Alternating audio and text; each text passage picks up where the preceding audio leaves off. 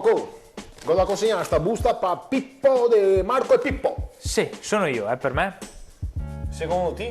Sì, no, facevo per dire. Ah, certo, facevo per dire, certo, sì. Ti sei Pippo di Marco e Pippo? Sì, sono E io. ora per chi sei sta busta? Sempre quello rosso dei Power Ranger? No, se per Iron Man degli Avengers.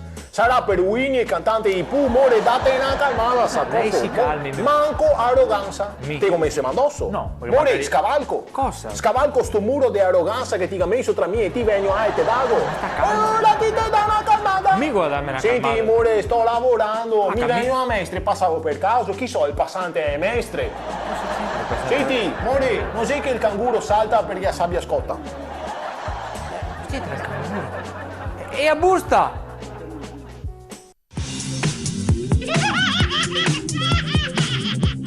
Bene, benvenuti al nostro primo incontro di terapia di coppia. Grazie. Io sono il dottor Marta Flavio. Salve. Voi siete i coniugi Scantamburlo, Duilio e Ines. Vediamo un po' se indovino. Lei il signor Duilio e lei immagino la signora Ines. Che forte ti ho capito che gli era bravo. Lei non è un terapeuta, è un indovino.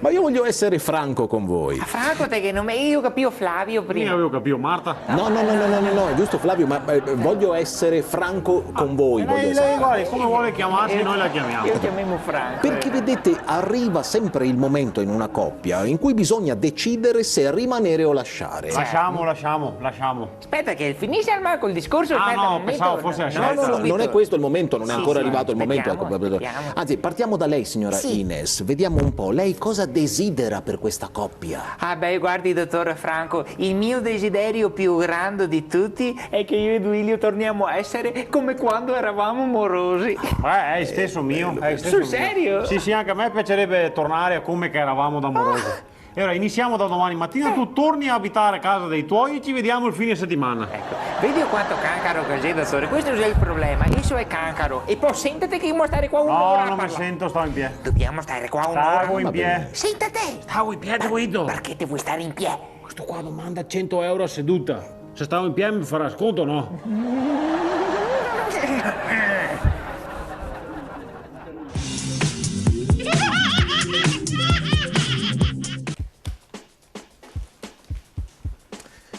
Ora consegnare sta busta. Sì, per chi è?